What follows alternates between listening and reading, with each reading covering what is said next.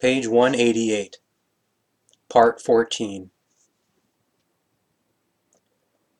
Among all the earth's human beings, there exist many who simply live from day to day and do not think at all about the general progress and about the future. They also do not engage in fantasies, ruminations, visions, and dreaming, which ultimately lead to the evolution actually being sufficiently fulfilled because, due to the necessity of the evolution, that which is new and progressive is devised, and indeed both in the purely knowing realm of the consciousness, with its material intellect, as well as in the realm of the consciousness, which is responsible for the inner evolution in every regard, and in the realm of the purely material of every kind. Were there no human beings who occupied themselves with dreaming, visions, and fantasies, then progress would stop, whereby there could also be no learning for those who do not themselves make an effort for everything, but only draw the benefit from the successes, the lived practical experiences, and the knowledge and achievements of those who creatively and constructively engage in visions, dreaming, and fantasies. Thus it is effectively the dreamers, visionaries, and fantasizers, as well as those most enthusiastic about the evolution, who are the saviors of the world. They invisibly carry the humanity evolutively forward and bring forth knowledge, wisdom, humaneness, and the state of being human in the true sense, but also the formation of personality, morality, and character, as well as uncountable intellectual and material achievements. The visible world is carried and caused to evolve by the invisible powers of the universe and thereby by the creation. The human being also lives from these powers, but, in the broader sense, also by means of himself or herself, by means of his or her own creativity. However, only few consciously perceive this and act accordingly, for which reason, as a rule, bringing the world and human beings progressively forward is action only characteristic of those who understand that they must take upon themselves many attempts, errors, and efforts, and often very much suffering when they engage in progressive dreaming, fantasizing, and visions. That is a significant and important point as to why humanity should never forget or insult its dreamers, visionaries, and those gifted with imagination, because it is actually their ideals which bring progress and success for all. Ideals, works, and values which no longer fade and are immune from dying and passing away. And humanity adopts these ideals, works, and values and makes them its own, whereby it likewise lives in the fantasies, visions, ruminations, and dreams of those who conceived them and brought them forth, and therefore of those who awakened them, and awakened them into the life. In the realization of the thoughts of those who have a rich imagination, and in the realization of the thoughts of the dreamers and visionaries, humanity recognizes the reality which it has already lived, or which it lives, or which it will one day see and live. Enthusiasts, ruminators, architects, designers, poets, composers, painters, philosophers and prophets, writers of all kind, sculptors, inventors, and many others, are the true creators and producers for posterity. They think up and create all those things which the human being is able to think up and bring forth. And although, since time immemorial, they have created many things which have a malicious effect, and things which are negative and bad, which brought an extraordinary amount of affliction, misery, and terror over the earth and over the humanity, indeed that which cannot and must not be disregarded and overlooked is the enormous number of manifold, positive, good, healthy, and truly pure and evolutive things as a result of which the world and humanity have become progressive, and the planet and its manifold life have had their beauty preserved. This is a fact which cannot be doubted, although the destruction of the planet, as well as of the flora and fauna, moves ever onward, as a result of the incessantly increasing overpopulation and its consequences. But an extraordinary number of good, beautiful, healthy, pure, and valuable things have been created by the dreamers and visionaries, as well as by those with a gift for imagination, and have proved themselves to be of great and evolutive benefit for the entire humanity. The world and the life of the human being have become beautiful because of those with a gift for imagination, and because of the dreamers and visionaries. Had the visionaries, dreamers, and imaginative ones not lived, humanity would never have reached its current state of evolution, and would have already passed away long ago. Dreamers, enthusiasts, ruminators, visionaries, and those with a gift for fantasy are therefore the real bringers of progress, because they are humanity's truly creative and constructive thinkers. It is they who create architecture, designs, poetry, compositions, paintings, prophecy and philosophy, literature, inventions, works of sculpture, and many other things, and bring them to humanity, which thereby profits in every regard, and thereby becomes progressive. Human beings who know how to nurture beautiful, good, positive, and progressive visions, dreaming, and fantasies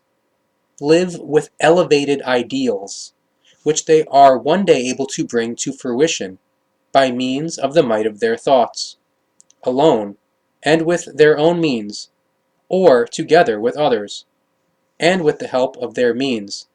depending on how the vision, dreaming, or fantasy is formed, and how it can be brought to fruition. But what is thereby important, above all,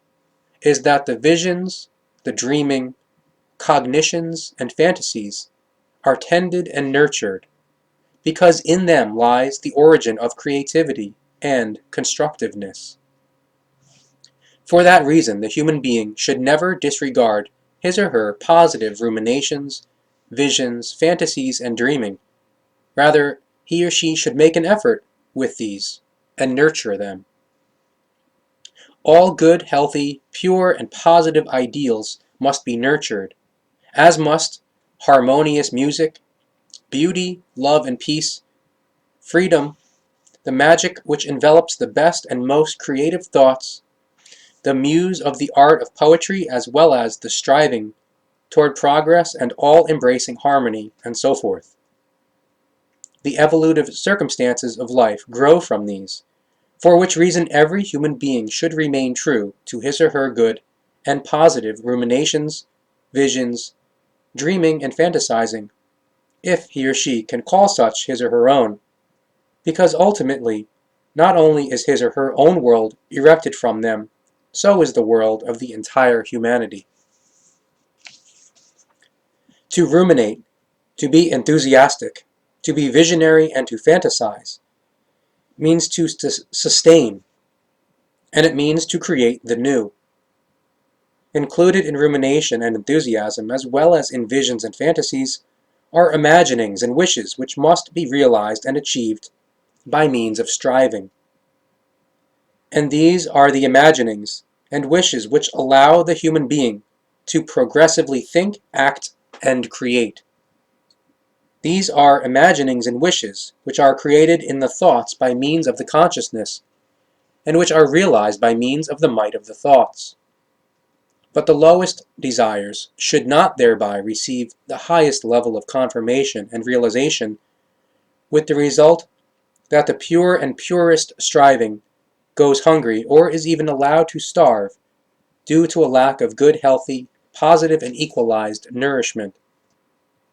That, namely, is not the creational law, which is why such a condition can also never be victorious. Therefore,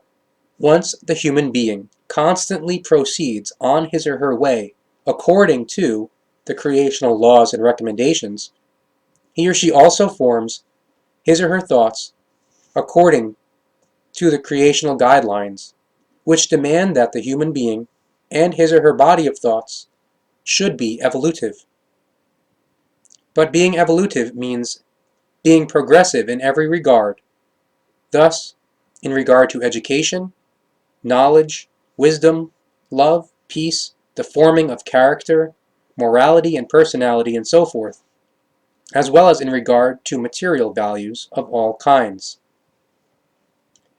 But in order to gain this progress, there must be human beings who are willing to nurture elevated dreaming,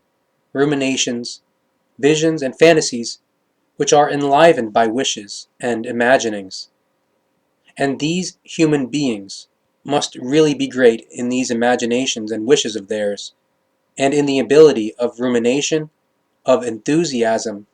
visions, and fantasizing, and not only consider themselves to be great. This is also an irrevocable law of the universe. Visions, ruminations, enthusiasm, and fantasies are always the promise of that which the human being will one day be, and what he or she will have achieved in every regard. Thus, the human being's ideals are also the prediction of that which he or she will ultimately reveal. Ideals, imaginings, and wishes, visions, ruminations, and fantasies arise and are brought forth and nurtured in the thoughts. Consequently, the thoughts must be given all necessary attention in due form and correctness. And the fact is that, before it was brought to fruition, every single small or great or greatest achievement was first, in every regard, only a rumination,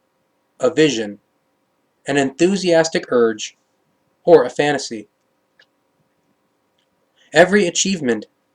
is the work of pensive, enthusiastic, visionary, or imaginative thinking, and these thoughts are the seeds of the reality which one day comes into being. For this reason, it is necessary for the human being to search out ideals, imaginations, and wishes which must be striven for and achieved in order to form himself or herself in his or her inner self and external self, just as much also be done with the external world of that which is purely material. Therefore there must always be thinking, acting, and creating for both forms, thus for the inner self and the external self. Therefore it will not do for the human being to be on the move in his or her inner self and be at a standstill in the external self, or to be on the move in the external self and yet be at a standstill in his or her inner self. If everything is correctly handled, then both the internal and external factors must be simultaneously borne in mind, considered, and progressively formed. Therefore, regardless of which kind of personal circumstances there may be, an ideal must always be searched for and striven for, so that it can be achieved and brought to fruition. And once this truth is followed, then regardless of how unpleasant, bad, unhealthy, and negative all the circumstances may be, they will not remain so for long. When one considers disadvantaged human beings, upon whom the burden of poverty is imposed, or who must cope with long working hours in unhealthy workplaces, human beings who have no education, and for whom the fine arts of refinement, grace, love, freedom, beauty, and peace, and so forth are foreign, one ascertains that one such human being remains disadvantaged in himself or herself, while the other raises himself or herself above his or her circumstances. However, those who raise themselves above their circumstances use their circumstances in order to build upon them. For example, by imagining ideal life circumstances. Pensive, visionary, or full of fantasy, and perhaps equipped with a useful enthusiasm. They imagine a more elevated life of freedom, harmony, and beauty, with greater possibilities for development, and all those things which are worth striving for. The ideals, wishes, and imaginings, which are created by means of the thoughts, awaken a certain restlessness in them by which they are driven on to action and to the realization of their thoughts. Consequently, they even use their free time and all their consciousness-based and material means, regardless of how small they may be, in order to develop and bring their wishes and imaginings to fruition. Naturally, thereby also coming to the fore are all the hidden, latent powers and resources which the human being only recognizes and experiences when he or she uses the might of the thoughts in order to bring everything to fruition. The activity of the consciousness on the thoughts very quickly changes, and all the poverty and all kinds of problems can no longer be maintained. The discrepancy between the poverty or problems and the consciousness-based mental attitude quickly becomes so great that all the problems, the poverty, or the other burdening things vanish from the life of the thoughts, exactly as if something unusable is thrown away. With the extent of the thoughts increasing powers and might, they, and the human being in his or her entire personality, grow quickly beyond everything which burdens. It may take months or years, but one day these human beings appear as free, mature human beings, who, in their own individual and unique kind and wise, have their consciousness and their thoughts masterfully under control, and exert influence in their family and in their circle of acquaintances, or even in an enterprise, or perhaps worldwide. Initially shackled by poverty, or by problems which almost overwhelm them, and by other negative things, they work themselves up high by means of their new, creative, and constructive thoughts, imaginings, and wishes, and suddenly hold in their hands the reins of gigantic responsibility. Suddenly their world is taken as a command, and when they say something to themselves or to others, it is immediately followed. They themselves become the ideal for others, who, whether men or women, hang off their every word, and take those human beings as their model in order to progressively reshape their own characters, their own moralities, and their own personalities, in order that they can also achieve and live the experience of higher purposes and norms. New ideals of a higher form and of the highest form are conceived and brought forth, which, like fixed points, form radiating centers from which new creative and constructive things continue to arise. And the human beings who work themselves up into these heights by the might of their thoughts also become radiating centers around which many human beings gather with many destinies, because from the centers emanate light, warmth, love, peace, freedom, and harmony, for which the human being searches longingly, and all of which he or she wants to make his or her own. In this form, human beings realize their wishes and imaginings, which, often disregarded, are fostered as ruminations, visions, and fantasies. Thus, sooner or later, human beings, alone and by means of their own power, or by means of the power and ideals of others, become one with their own ideals, imaginings, and wishes. No productive, creative, and constructive imaginings and wishes exist in an idle nature. No ideals which are to be followed or realized.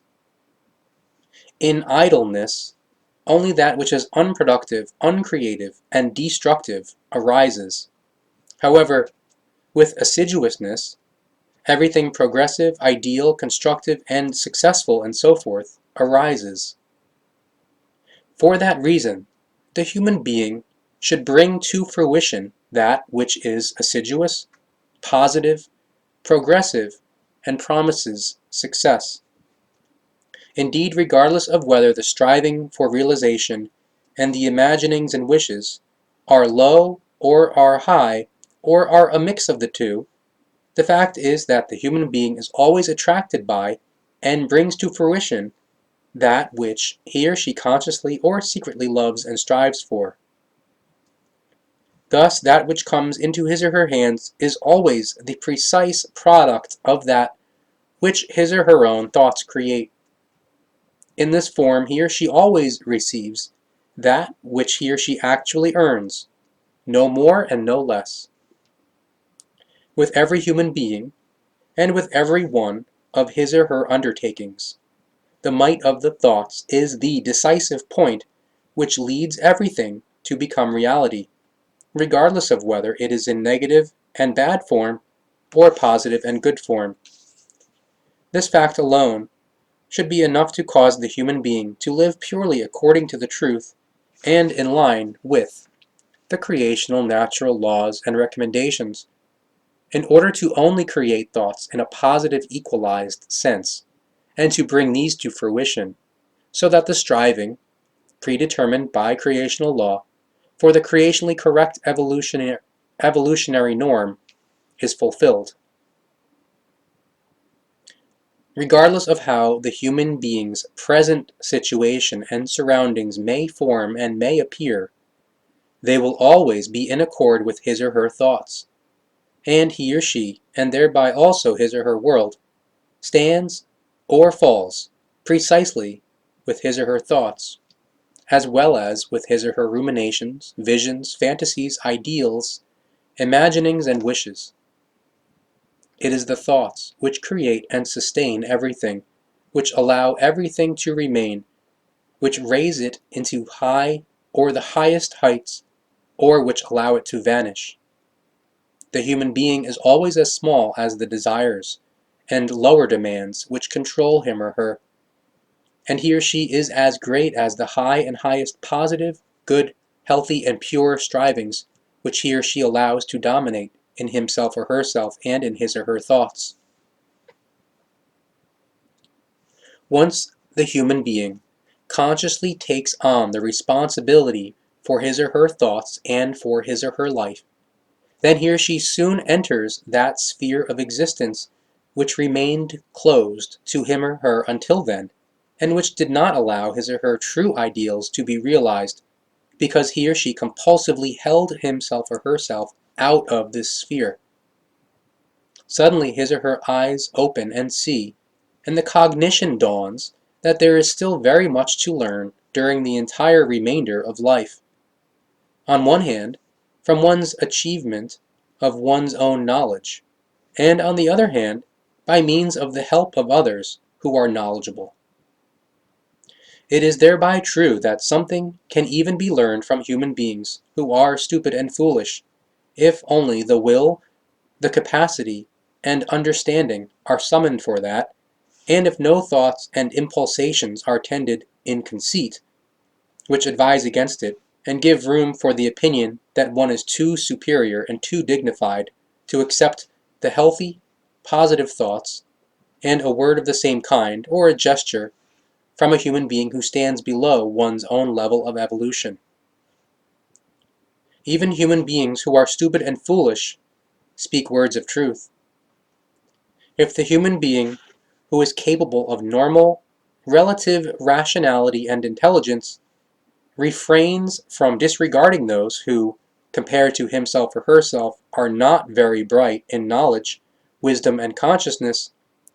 if he or she at least refrains from disregarding them concerning learning from them, and instead also acknowledges them as poles of the knowledge which is to be worked on and gained, only then will he or she become the true master over himself or herself, and over his or her world of thoughts and his or her impulsations. But that is far from meaning that he or she thereby becomes a master of knowledge and wisdom, because to that point it is still a very long way, the end of which must be achieved with great effort, and in which reside true love and freedom, as well as true peace and effective harmony, by means of which the human being, in knowledge and wisdom, first becomes the real master of the life. Once he or she has reached that point, he or she then endeavors to use the entirety of the achieved product of his or her evolution, not only for himself or herself and his or her further education alone, rather also for the consciousness-based and material progress of his or her fellow human beings, and even for the entire humanity, and connected with that is also a renewal of the world and all its events and achievements. Know-it-alls, negative critics, human beings who are thoughtless, those who are lazy, and those who are ignorant, and so forth, never see and recognize the effective reality. Rather, they see and misunderstand only the apparent effects of things, however not the things and their actual reality. In this context, they then speak of happiness and prosperity, and of fate, chance, and cognition, and so forth. However, they do not see the true reality and its actual facts which it contains. Thus they presume to judge and speak in a way which does not correspond to the actual circumstances, and which is only a reflection of their wrong thoughts. If, for example, the incapable and unknowledgeable ones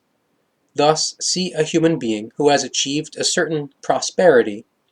or even wealth, through honest and hard efforts, then they feel justified in making envious comments such as, quote, "What luck he has!" If, in their limited horizons of knowledge and understanding, they see and notice another human being who has laboriously worked himself or herself up to being an academic or a top scholar, and has a certain standing and a good income and livelihood, then again jealousy and envy emerge, which, for example, are expressed with words such as, quote, "He has it damned good." Even if a human being steps into their view who is of good morality, good character, and is always in a good mood, and has a superior personality whereby he or she has great influence and is honorably treated and respected, then they assert with brash impertinence that this human being has been strongly influenced through and through by a, quote, "good spirit," or, quote, "the devil himself." In fact, all these confused, incapable, and unknowledgeable, as well as resentful and erring human beings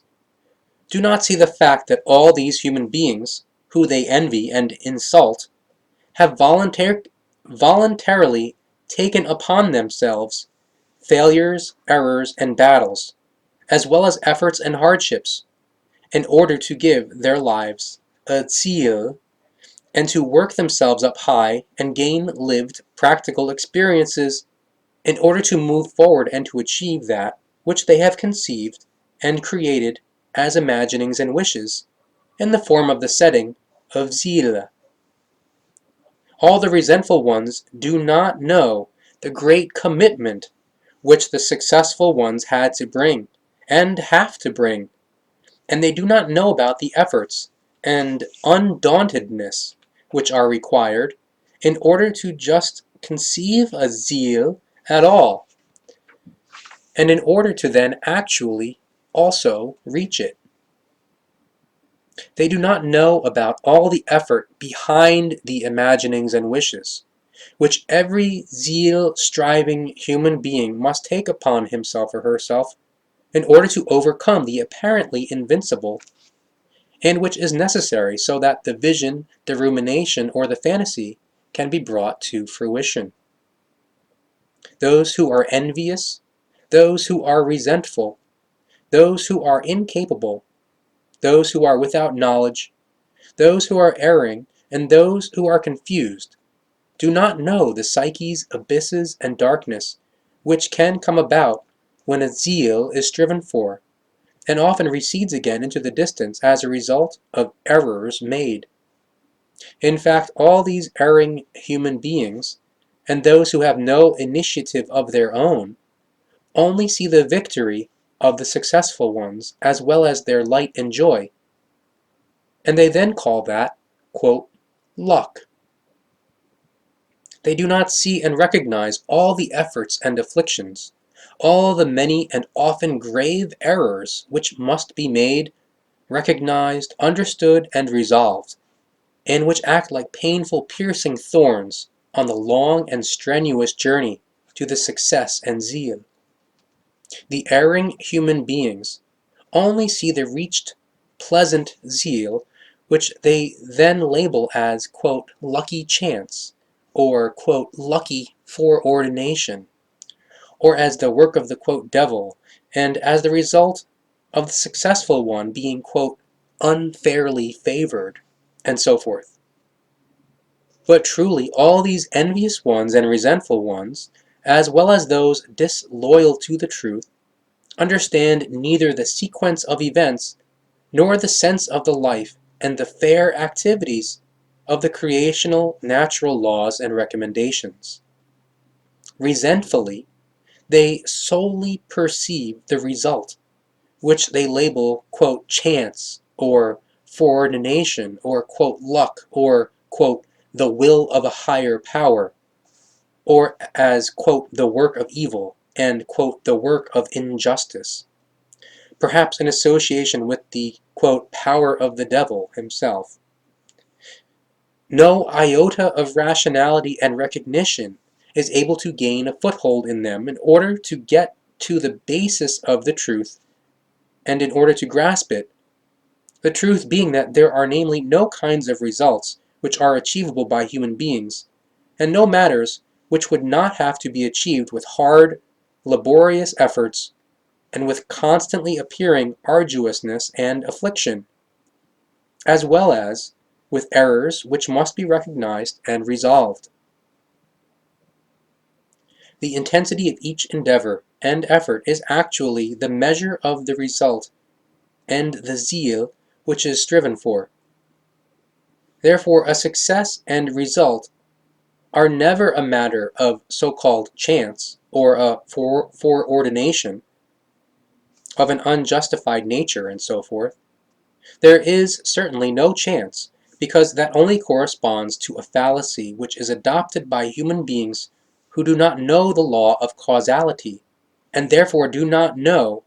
that every effect is based on a preceding cause. Therefore, in the entire universe,